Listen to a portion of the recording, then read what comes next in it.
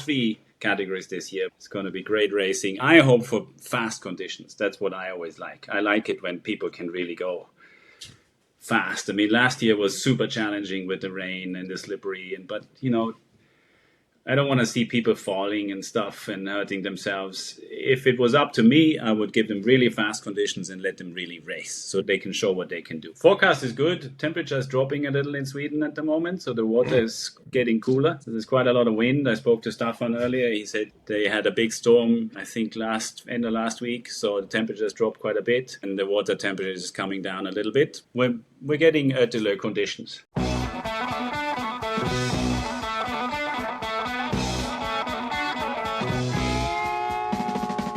Welcome to the Low Tide Boyz, a Swimrun podcast. I'm Chip. And I'm Chris, and this is episode 294 of the show. We've got a great one for everyone this week. In this episode, we're giving everyone a preview of the 2025 edition of Ötillö, the Swimrun World Championship. And joining us to discuss all things Ötillö is Dominic Leu, who is one of the race directors and one of the men behind the scenes, kind of like running the whole Ötillö, steering the ship. So really great to have him on. And yeah, you got to make sure you listen because we share an exclusive announcement towards the end. Not that you weren't going to listen, but if you were just going to listen to the intro and not listen to the main interview, potatoes, you got it. You got to tune in. Always great to have Dominic on. And the last time we actually chatted with him was at Camp Tex Lake at Swimrun Austin 2023. Yep. We did a live show there. It was actually was that our first live? Yeah. We streamed it, we recorded it live. It was with Lars, Dominik. It was right after Dominik and the team took over at Ötillö. They were coming out. So it was really great to have another conversation with Dominik and highlight some of the teams to watch from each category for this year's race, which at this time is only less than just about a week away. Yeah, exactly. Yeah, so we talk about the women's division, the men's and the mix, and how it's really wide open this year in terms of who might be the favorites to win the championship. We talk a little bit about sort of the logistics of the race, why it's so awesome, what folks can experience when they're there. And if you're new to swimrun and you're listening to this episode because maybe you have a family member racing, this should encourage you. You should get all the information you need. In addition, we mentioned it on the show, but we have a special gift for all of our viewers and listeners. So to help you follow along with the fun of this year's Ötillö, I know Chris and I, when we haven't been racing, we've been glued to our computers, following the live stream along on Facebook and watching our favorite swim runners and cheering them on virtually. So we thought, hey, we kind of need a handy activity guide to go with this. So how this idea started, like any good idea, here in one of the studios, aka one of our garages. We thought, I love when you go to a diner and they give you the kids the menu with the crayons and it has the trace thing and it has the word search. It's a great way to burn some time. We've said, hey, let's make one of these for Ötillö, the Swimrun World Championship. So there is an official activity guide brought to you by yours truly, the Low Tide Boyz here. There is Trace the Route, so you can follow along where your favorite swim runner is going from Sondheim to Ötillö. There is a swimrun bingo activity, so if you're following along on the drinking game. It could also be very easily be a drinking game. So if you hear someone yell, hiya, hiya, hiya, that's a spot on the bingo. If you see someone slip on a rock, that's another spot. When you see someone take a gel, that's another one. And then get some bingo on there. Yeah. We also have a swimrun word search. And Plus key information as to where you can watch the race, how to log on, what time it's starting, depending on what times you're in the US, and local time in Sweden. So all the information that you need to just make sure that you can enjoy this year's World Championship because it's going to be epic. Absolutely. Make sure, to tune into the live show there, and that's just coming up, just a few Mondays away now at this point. But like Chris mentioned, and like we discussed with Dominik, it's really going to be a battle for each podium spot. There are 5 to 6 teams per each division that are in contest for the 3 steps on the podium. So it's really going to be quite the race this year, and I can't wait to follow along. Yes, indeed. And with that, so let's get into our preview conversation with Dominic Leu, gem of a guy, and let's get everyone just freaking super stoked Tune in. Super stoked. Super stoked on Swimrun. Tis the season to be super stoked on Swimrun. It's World Championship season, baby. See you in Stockholm.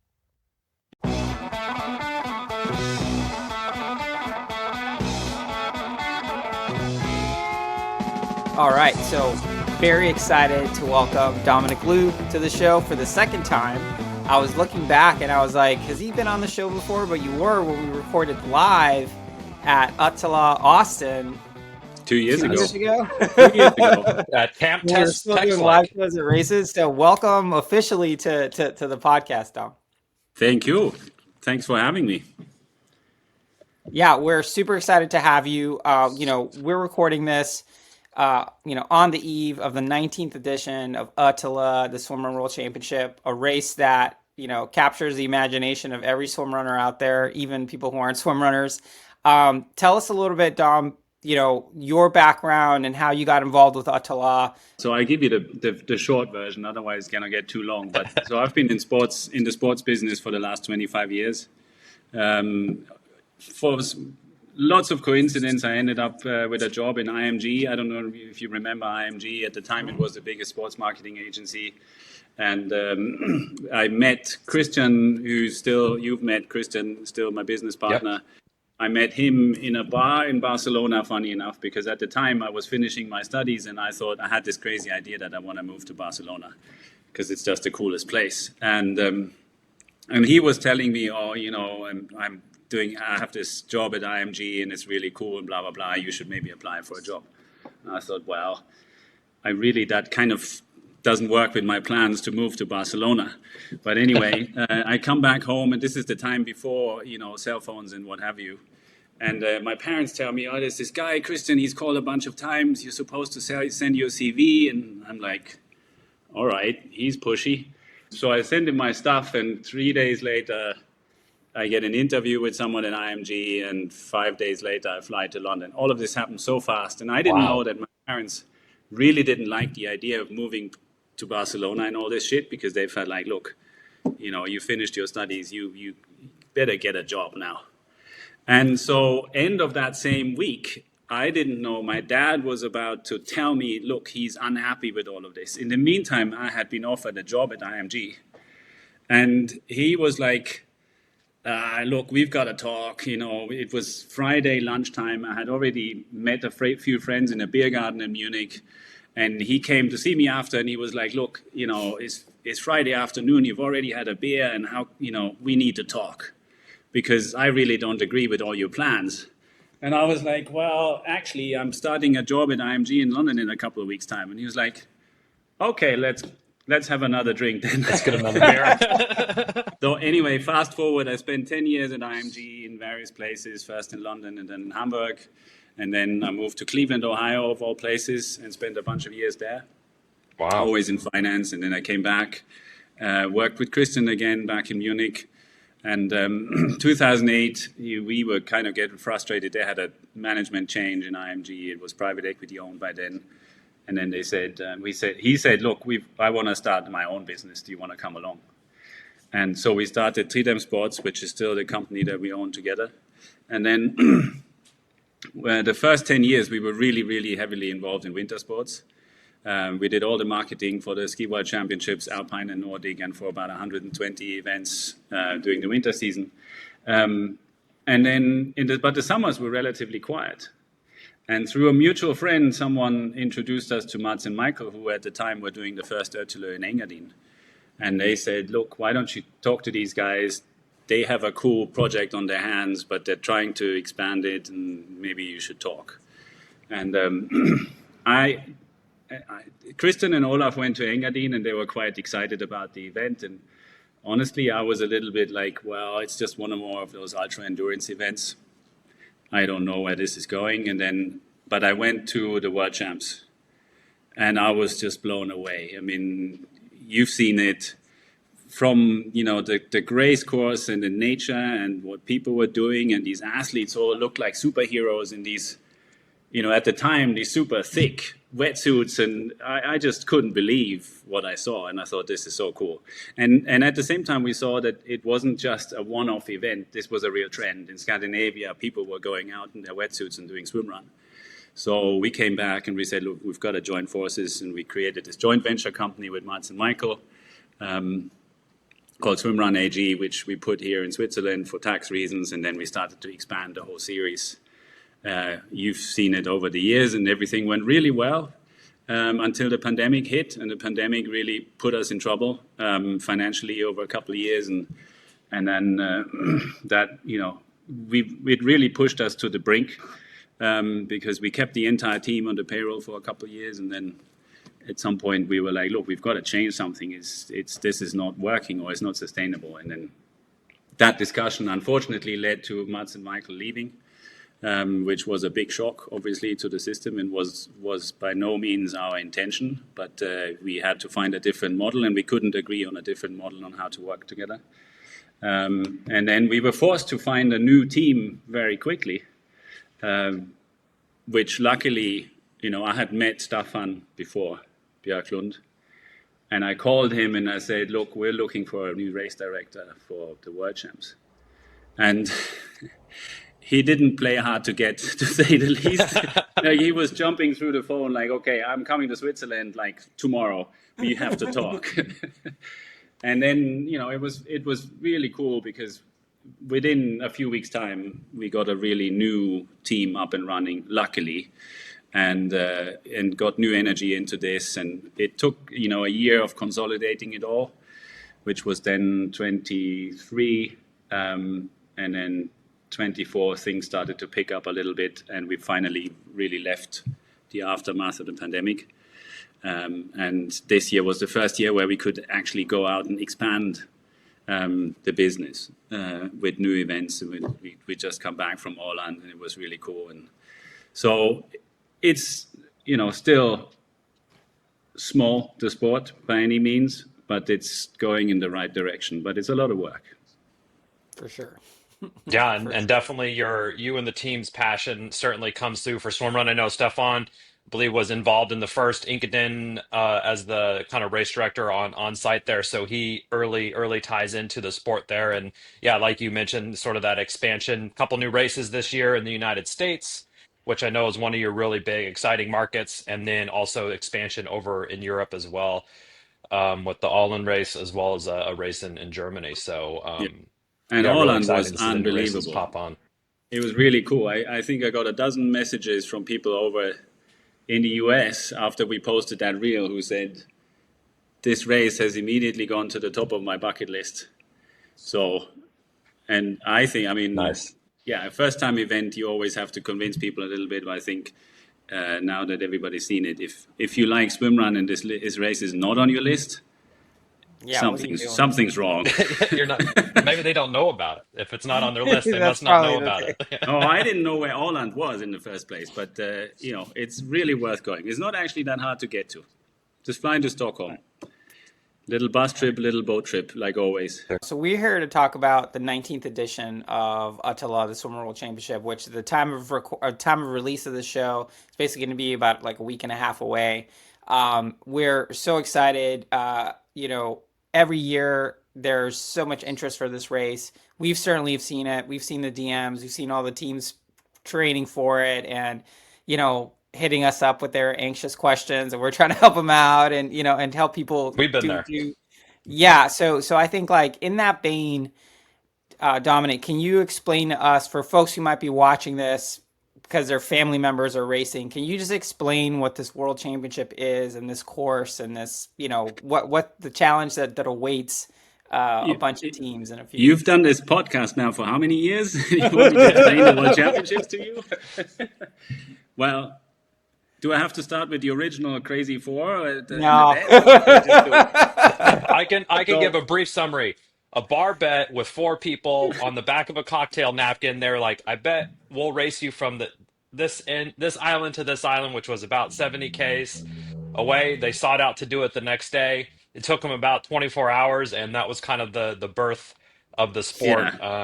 There, that's a TLDR. Yeah, and that's perfect. And that's still essentially it's the exact same thing, just that the course was Yeah. turned around because it's a lot safer if you start with the longest swim rather than end with the longest swim. And so people are starting in Sandham. It's always the first Monday in September. They're starting on the island of Sandham, and then they're working their way across 25 islands, 70 kilometers, total of 10K open water swimming, and 60 kilometers of very, very technical trail running, mostly, down to the island of Ötillö. And you mentioned the 24 hours. I think it was actually 26, but the course record now set by Max and Hugo a few years ago is 7 hours and 59 seconds. So it shows you that it's there's a development over the last 19 years. Yeah, but it's still, for us, I mean, it's the highlight of the season for sure in the world of swimrun. It's the race where everybody goes and you get to earn a world championship title. And I'm excited for this one in particular because, I mean, you've looked through the start list. Whereas in previous years, often there was like one team where you're like, yeah, okay, Max and Hugo is going to win it, but who's going to come second? And this time, I mean, I don't know. I've got here 1, 2, 3, 4, 5 teams in the men's, 1, 2, 3, 4, 5, 6 teams in the mixed, and 1, 2, 3, 4, 5 teams in the women's. And all strong contenders. Most of it, I would say, I have no idea is going to win it.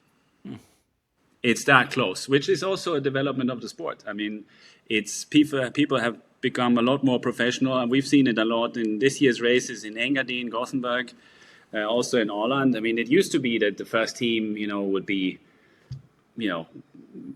not minutes, but half an hour ahead of the second team, or 15, 20 minutes, and all of a sudden it's all happening within minutes. Teams are really close together, and it shows just that it's become more and more competitive, and it makes it way more fun to watch. So yeah, I think this year's going to be a cool one. So let's talk about sort of like the teams to watch, because I think to your point, I think that's spot on. It's like sometimes it was pretty predictable, like, oh, Max and Hugo won every single race. They're obviously the favorites. In years past, or like, Oscar Olsen's on a mission and he's gonna, and him and Adriel are just gonna go on a rampage on the race. This year for sure. Well, I think we've seen a couple of things. I think we've seen teams intermingle more than I think we have in the past. And that's sort of like an interesting new feature in the sport, where a lot of these top teams are sort of like, hey, Sabina is going to race with this person and then it's going to race with that person. And, I think like just sort of the level of professionalism and skill is kind of going up in tandem with that. But I'm curious on your side, because again, to me, this seems like the most wide open year with a bunch of sort of super high quality, legendary, Hall of Fame swim runners doing one water race, which is incidentally happening as we speak. Tell us a little about, let's start with like women, go to mixed and men's in terms of the teams that you think have a decent chance out there. I have my little cheat sheet here, so. Yeah, well, the women's, I mean, you mentioned Sabina. I mean, Sabina, to me, the development we've seen over the last year is very amazing. Last year, she wins the World Championship with Desiree, and sorry to say it, but it was a little bit like, yeah, she raced with Desiree. People who race with Desiree win, typically. And this year, I mean, she goes to Ötillö and she wins. She goes to with Desiree. She goes to Engadin and races with Ulrika and she wins. And then she goes to Gothenburg and she races with Anna Hellström and she wins. And she goes to Åland and she wins with David Pesquet in the mixed. And all of a sudden, it's like, hey, if you want to win, you got to race with Sabina. And I mean, her performance this year was just really, really incredible. I mean, in all the all the races are different. All the races have different sort of. You need a bit of a different skill set if you're racing in Engadin or in Gothenburg. And no matter what, she was really, really strong on all those races. So they will be. So Sabina and Anna. And Anna is also a former world champion. Don't forget that. I mean, she's super fast on the trails. Yeah. That's obviously a very, very strong team. Then again, it's a long day. A lot of things can happen, so you got to bring it home first. one thing you can count on at Ötillö is something will happen. It's like how do you deal with it? And it's not if And you something's have gonna a happen, it's like plan. when it's You gonna have you happen. always Yeah. start with a plan, right? And then the question is, when do you throw your plan overboard? Yes. Yeah. Is it on the first swim, or is it on the last swim, or somewhere in between? But anyway, so this is a team I have on the list for sure. Then Josephine Jangved and Lena Sjöqvist, they came second last year. We haven't seen them race this much this year. They raced on Ötillö, and Josephine was dealing with some health issues, and they didn't finish the race. So we didn't see so much of them. But then again, Josephine came to Åland and raced in the sprint together with Lorraine Axelgaard and won it. And at the same time, Lena, I saw, was doing a race in Sweden last weekend and won it. And from the type of personalities they are, you can always assume that they're ready on race day. These are not people who take things lightly and just, hey, I signed up for Ötillö, let's see how it goes. They've got the experience, and they know exactly what to do. And the type of people who, they don't go to the start line and do it for the fun of it. So I have them on the list. Then Lisa Ring and Clara Wilcox-Kjellgren, I hope I say that right, I have on the list. I mean, they were sort of a new team for us this year, when we've seen them race before, but we haven't seen them race together. They came second on Ötillö, they were second in Engadin, third in Gothenburg, and I think somewhere in between they made the decision, hey, this works well. Why don't we try and do the World Championships? Lisa has been racing with us for years, including the World Championships. For Clara, it's the first time she's doing the World Championship. So that's always a factor. Of course, you have the benefit of an experienced partner, but it's a monster of a race. So it'll be interesting how they do. Then we have Eva Rongard. She was originally signed up with Pernilla Irevern, and they were third last year together, but that's just recently changed. So she's now racing with Anna Larsson. She's raced with Anna a bunch of times. In Gothenburg in particular, they were third, second, and second the last 3 years. And that's a very technical course. So they know what they're doing. They've done the World Championships before, both of them, but never together. So it'll be an interesting one in that competition. And then Stine Mollebrød just signed up from Denmark. She won in Åland together with Annika Koivu. So they had only met like 5 days, or 5 days before they decided, let's do Åland together, and they win the women's category. So they were like, all right, Nice. this sounds cool. Maybe we should try and do the World Championship. And we're always interested in bringing more female teams into the World Championship. So we quickly granted them a wild card and said, please come. Stine is a regular on the podium. Both are really experienced racers. So wait and see. So we put those out, and then I never know all the teams on the list. I mean, when we put the teams to watch post out last week, someone was commenting, Marion Puech and Valérie Bourgie from France should be on that list. And we know them. They were third in Cannes last year, but we haven't seen them race this year, so we didn't really have them on the radar. And who knows who else? I mean, we have Lexa Rijos coming from the US, who's won the ranking last year. So that's her first World Championship.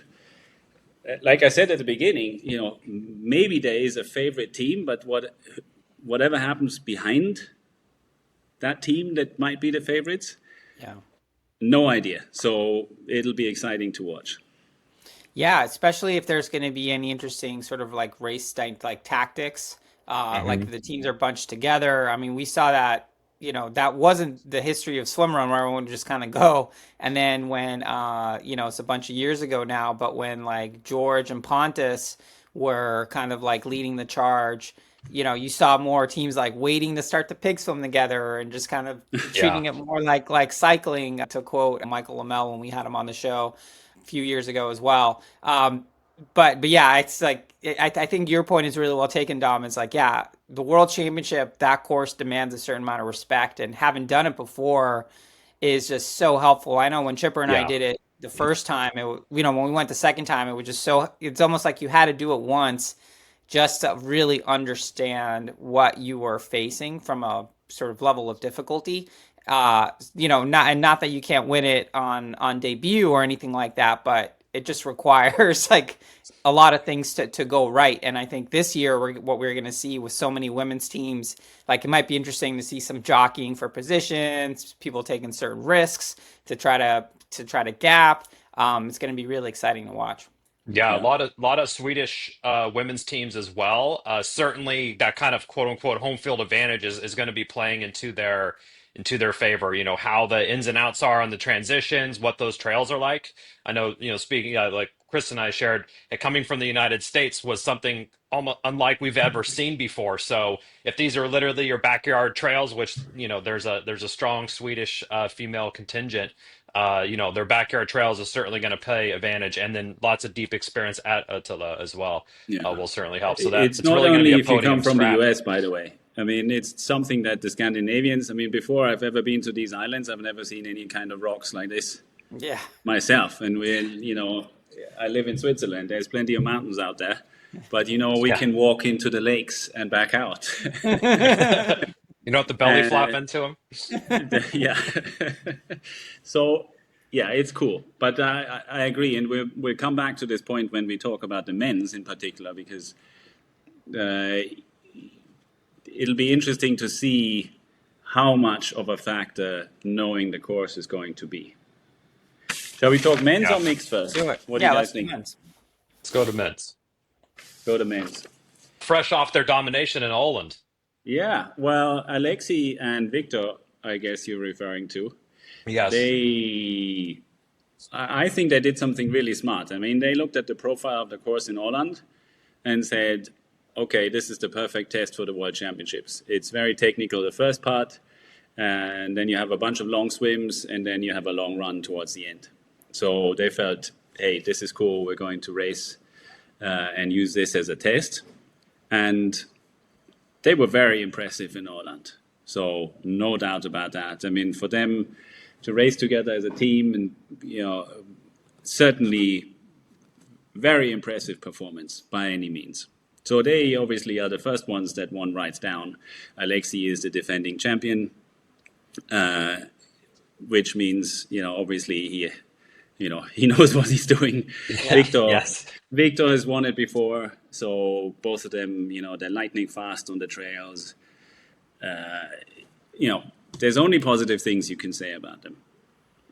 So they're Yeah, top of yeah. my list for sure. Yeah, and I would say like That's Alexi exciting to as watch. well. Like he lots of coming up short, right? Like lots of podiums. He used to race with Sabina, lots of second place to like Desi and whoever she was racing with.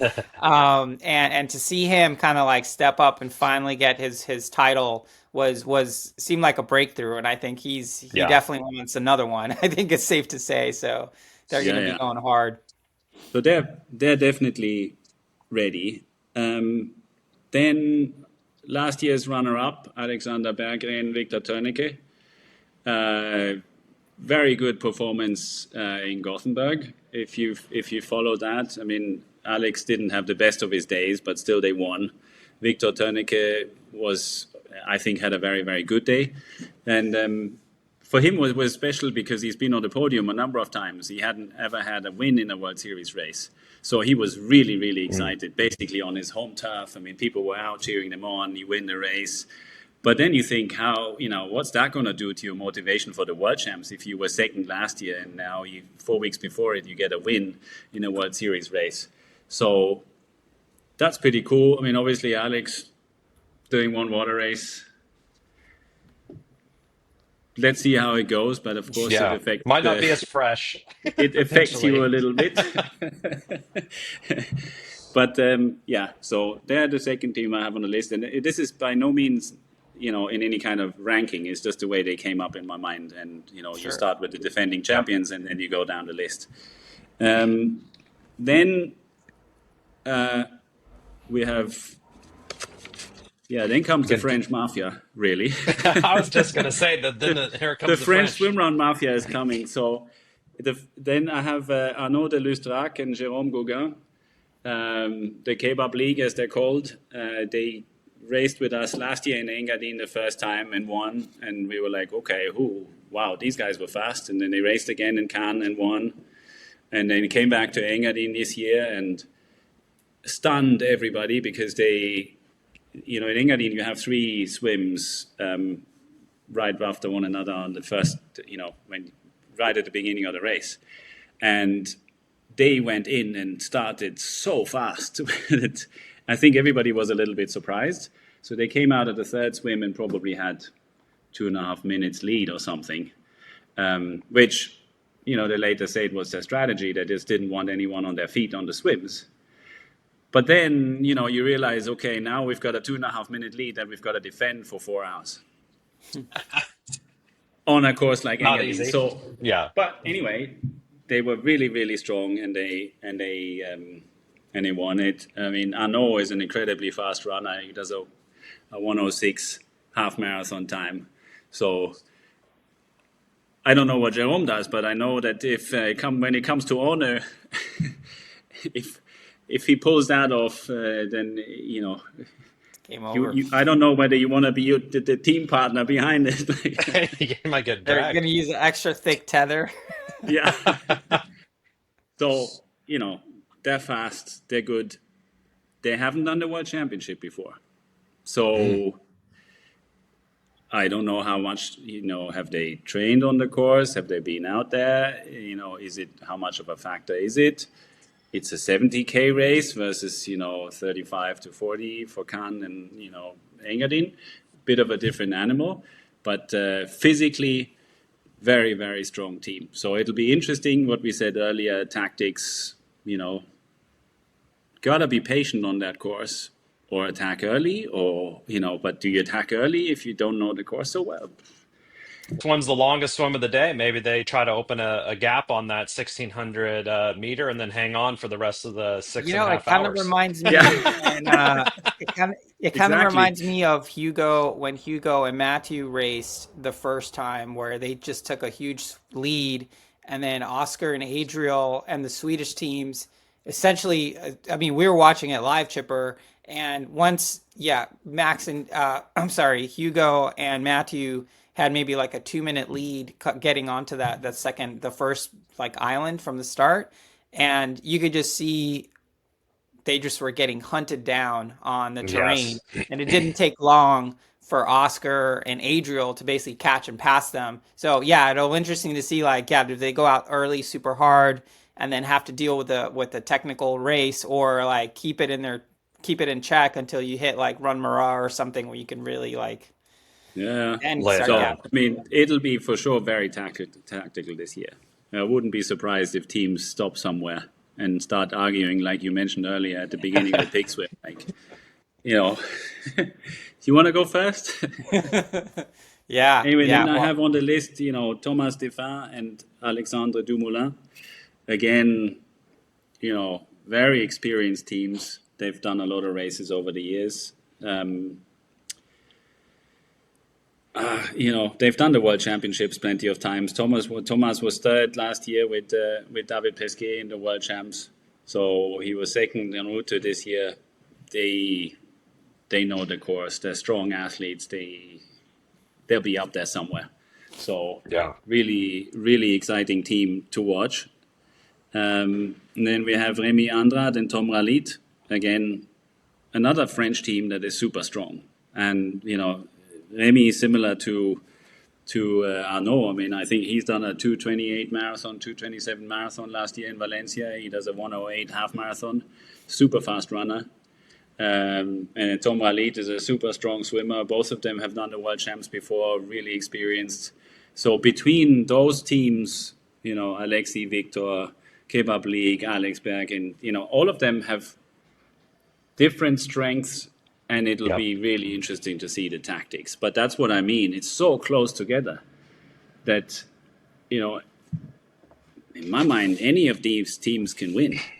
Yeah, I mean, it really is. It's going to be such a close race for all these categories, but it's sort of hey, what's the day going to bring you? How's the energy for each one of these swim runners? And then kind of, yeah, that tactics piece there, and who can kind of manage with when things go sideways or not exactly according to plan the best.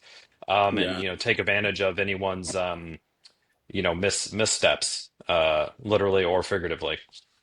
yeah, totally. And then just yesterday, Michael Brandt and Magnus Key signed up. They've both been racing for years with us, but they're sort of a new team combination. They were really good on Ute, Gothenburg, and Åland. They raced this year, so they've done the 3 races. They finished 5th, 3rd, and 3rd. So another Right there in the team mix. right there in the mix where you don't know, okay, what's going on. Then we have the Thiesmeyer brothers from Germany. They're doing their first World Championship together as brothers, but Ben's done it a number of times. They came second in Gothenburg in the men's, so they were good. And then we have a bunch of younger teams, young French team, Esteban Stutzmann, Felix Engelhardt, with 6 on Ute, 6 in Engadin. I mean, there's so many teams where you're like, yeah, these guys are good. These guys are fast. These are fast runners, fast swimmers. So it'll be really cool. That's going to be a good one. And then the big question, obviously, is what's happening with Hugo and Adriel? Yeah, right. Yeah, that is. Are they going to make a couple question marks there? Yeah, I mean, we chatted with Adriel, and he's like, if his body comes around, he really wants to be on the start line. So we'll see. So Dom, I mean, it seems to us that maybe for the first time in a long time, the men's field or the men's race seems really wide open. Like certainly you have to give Victor and Alexis the nod a little bit. Yeah, you have to give them the nod a little bit. Previous world champs, all the experience, but it really could be anyone's race, and making good decisions, nutrition, all that stuff could come into play. Is that sort of how you see it? Like it's a little bit of a crapshoot once after the first couple teams? Could be. I mean, like I said, any of these teams can win. What I like about it is that it's so competitive. And what I like about it is that all of them, I mean, they're all friends, basically. And they all love to compete against one another. And I know for sure whoever's going to be the winners, they'll be celebrating on the finish line with a beer in hand. And it's just going to be super cool. So that's what I'm looking forward to. Just see good racing. And I hope, depends on also what the conditions are going to be like. Yeah.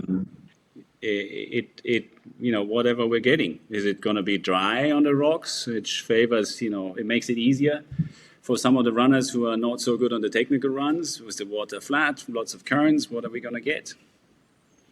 Yeah, which is really the amazing thing of this race. We've said it, many times, like the main character of the race is the course itself.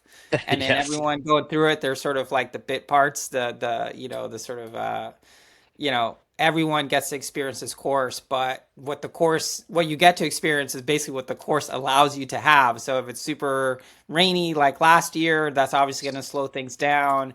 If it's super sunny like the second year that we did it, where water was cold but the air temps were hot, there's just so many different combinations. So many and factors, it's a long yeah. day, so it could start one way, end another. It just really, it's going to be an exciting race for sure. But that's what I think is so cool about all 3 categories this year, but particularly in the men's, it's going to be tactical.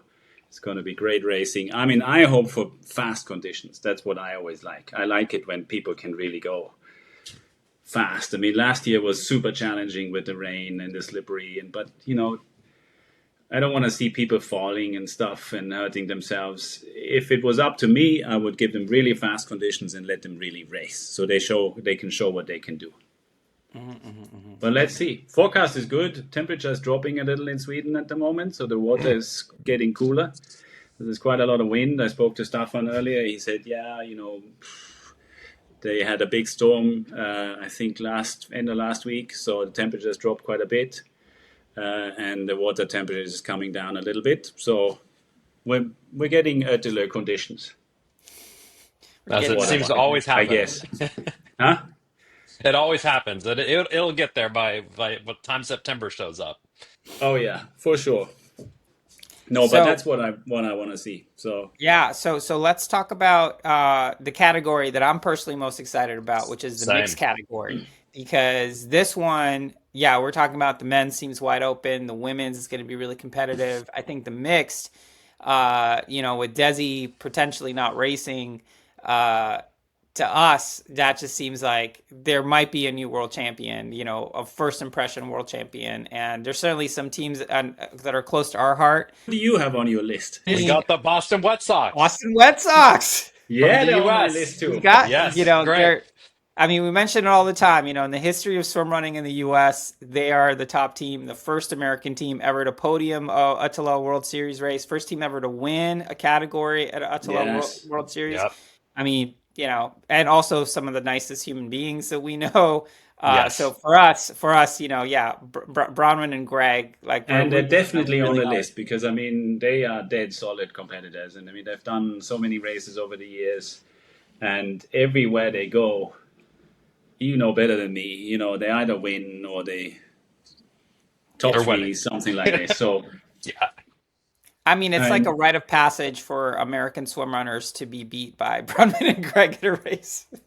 yeah, right. So it would be really cool to see. I mean, we've got like what 30, 35 teams from the US this year. I was going through the list. I mean, they were the ones that I definitely have on the list for the mixed. Um, so it would be really cool to see them up there. But there's also a bunch of others.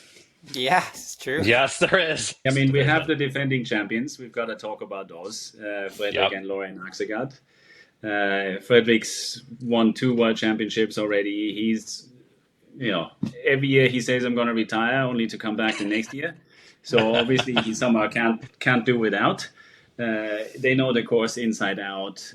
They'll be prepared. I mean, Fredrik raced in Holland with Lynn Bengtsson. And they did well. I mean, it's a super tough course.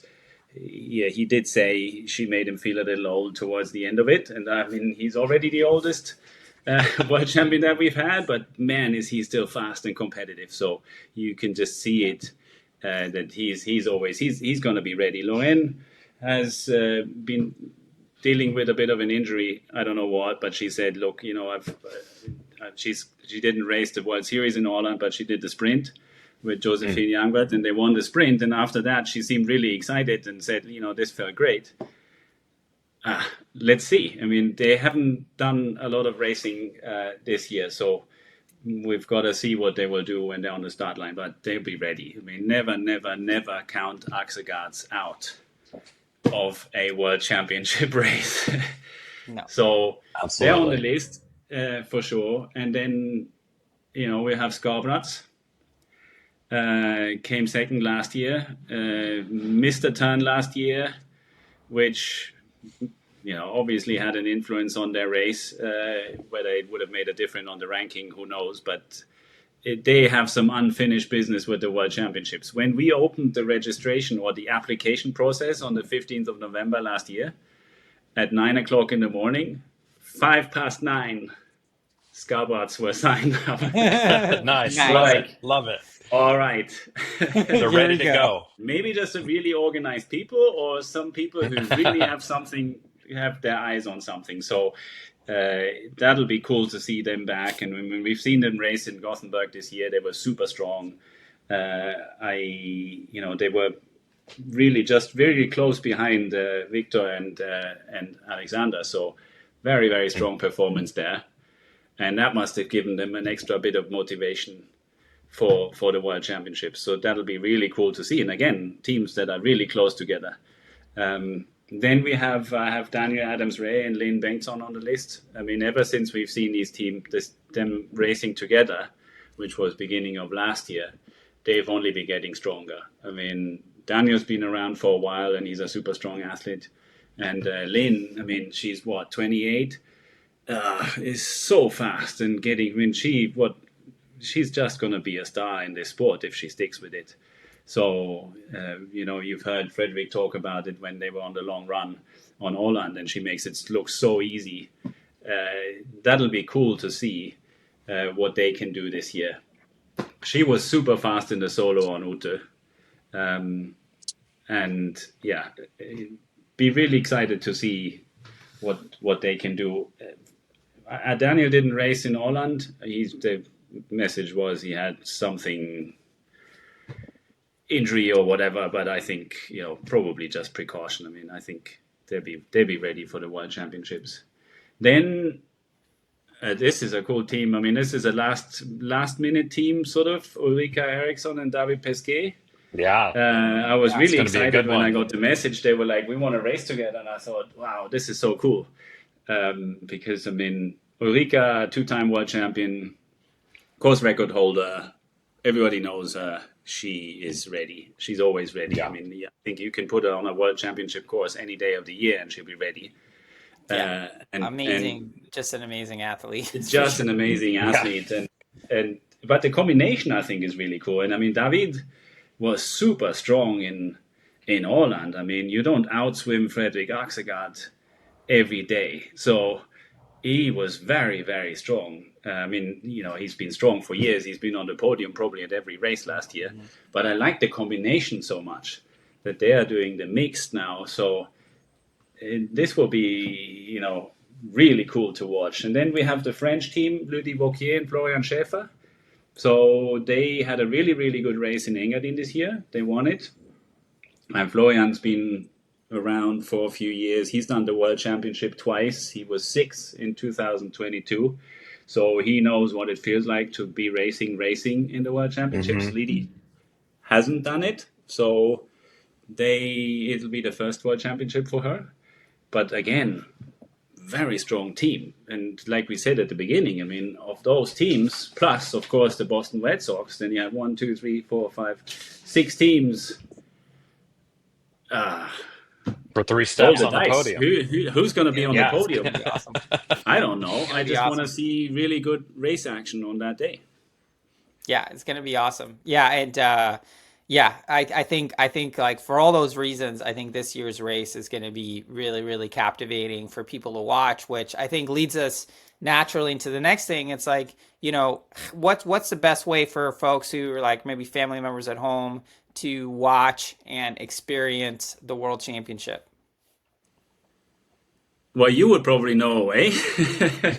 Because this year's Ötillö Swimrun World Championship is going to be brought to you live and exclusive by the one and only Low Tide Boyz. Yeah. Yeah. So we're going to have you guys out on the course, one with the leading teams and one sort of in the middle, covering the race, both, on Facebook, for Facebook Live mainly. I mean, we cover it both on Instagram and Facebook Live. But it's really, really cool to have you guys out on the course. And, yeah, we're super excited. We're super very excited. Stoked. Yeah, so behind the scenes, this is sort of our official announcement that, Chipper and I are going to be out there on the mics, and sharing the day with everyone, and seeing the race for us, a first time not participating, but still being on the ground is going to be really, really fun. And, we've been working on this for several months. And Dominic, when you asked us, it was like, we're going to do everything possible to make this work, and the stars align. So we're super excited to go out. Yeah, so you'll be able to catch us on Facebook Live. We're going to do some programming the day before the race in Jørgen Hanset. It's going to be, it's going to be epic for sure. Yeah. So, and I mean, one of the requests that we got the last couple of years that, yes, it's cool to get good coverage from the front of the race. But a lot of people have come to us and said, well, it would be nice for those who are sort of in the middle towards the end of the field, if we could get a little bit of coverage as well. So that's why I thought it was an ideal combination to have the two of you, so we can both bring the race action at the front and at the same time the vibes of those who are going through this mighty struggle. It's always, the winners, they be on the finish line after 7.5 hours having a drink, smiling and doing interviews. And then the real struggle is happening It's Yeah, happening 11, further 11 down. hours later. Yeah, That's where absolutely. the real passion is. Yeah, and we've certainly tuned in from the US, tuning into to the feed to watch it unfold, and it's so cool to have that support. Although you don't feel it when you're racing, hey, whenever the team runs by on Facebook Live, there's tons of comments and thumbs up and hearts popping around when you see your favorite swim runner go across on the screen. So we're really excited to bring that to you and help bring that to life. Yeah, and also as an announcement for everybody, I mean, we're making a little bit of a change to what we're doing at Your Own Acid. We're going to have everybody by the grand hall where we serve the fika out by reception, and people can just hang out on the terrace, etc. And between what we say 3:45 and 4:45 for an hour, we have you guys on stage with different topics to talk about, from weather and gear, and with some maybe celebrity guests or long-time participants, or Yeah. world champs. Do a bit of entertainment for people, and it's going to be really casual. People can, we'll have registration in there as well, so people can register, listen in, walk out, get a coffee, come back in if a topic is of interest, whatever, and we'll stream it all live. So I think it's going to be a really, really good atmosphere, I hope. And we're looking forward to just getting everybody over to Stockholm. I mean, you've seen the start list. People are coming Yeah. from all over the world. Again, first time we have a team from Australia. We have to always put Adriel in brackets a little bit. But, and Hong Kong and Tahiti, and, people, it's so cool. People are coming, and we're so glad that people are making this effort. So we really want everybody to have a good time. And I think you'll certainly do your part on that. Yeah, I mean, we're super stoked for it, and yeah, it's going to be really fun. I mean, it's funny because I was actually talking to my wife last night. She's like, "Are you nervous?" I'm like, "I am different, different than racing Yeah. nervous, but we want to do a good job. We want to give good programming for people, and it's going to be a lot of fun. So obviously, thank you for the opportunity to come out to do this for a race that we love and has obviously captured our imagination for years, as it has for so many swim runners around the world. So yeah, it's going to be great. September 1st. If you're not there, you got to tune in. Wait. It's gonna be awesome. You have to change your sleeping rhythm a little bit, so you pre-adapt. Yeah. Yeah, actually, we When you need say that. an increase of the fika stipend as well. We're going to need a little bit more fikas, I think, when we just write we'll that have down in the books. Yeah, ongoing fika supply for you when you're on stage and when you're out there on the... perfect. You'll see, we have a lot of fun on the boats too during the race. So Yeah, it's gonna be great. Last year we had Hugo on the boat with us because obviously they had the injury on the very first swim, and then Amanda hurt her shoulder, and he had to come on the boat. And at the end of the day, he was like, "Hey, this is pretty cool to get the race from this kind of perspective." So we'll have fun. Yeah, for sure. It'll be a great time. Yeah, looking forward to it, and looking forward to seeing you, Dom, in a few weeks in person. So for everyone listening or watching at home, make sure you check out Ötillö World Championship, the Swimrun World Championship, the 19th edition, September 1st. If you're in America, it's starting late at night on the 31st. If you're in Europe, it's starting bright and early on the 1st. And go to Ötillö Swimrun to get all the information. There's going to be one button that says stream, I think, or live, and that'll take you where you need to go. And Dom, thank you so much for coming on and helping us get everyone psyched up for this year's World Championship. It's going to be great. Cool. Thank you very much for having me on the show. I look forward to having you over here. All right. Well, we'll see you in just a matter of days here. Yeah, it feels like it's only a few days. We still have a list like this long of things that we need to do. So don't remind me how close it is. Okay. But we'll be ready. Plenty of time. For Sure. We'll see you there. Sure. Thanks, Dom. Cool. Cheers. That's it for this week's episode. Thanks so much for listening to the show. Make sure to subscribe wherever you listen to podcasts and leave a rating or review, since that's the best way to help other people discover the show and the sport of swim run. Check out our website, lowtideboyz.com. That's boys with a Z, for swimrun resources, including gear guides, tips, how-to videos, and so much more. Make sure to check out our meme page at The Low Tide Boyz on Instagram. If you have any questions or suggestions for the show, send us a DM or email us at lowtideboys@gmail.com. We'd like to thank Riding Easy Records for our show music, and of course our wives for their support and tolerance of our swim run and other activities. Lots of activities. Lots of activities. Finally, you can support our efforts on Patreon. Until next time, get out there and go for a swim. Then a run, And then a swim, then another run, then another swim. then run some more. Just keep going. Let's go. And then stop at some point because, And fuel. Don't forget to fuel. Gotta fuel Of too. course, yes.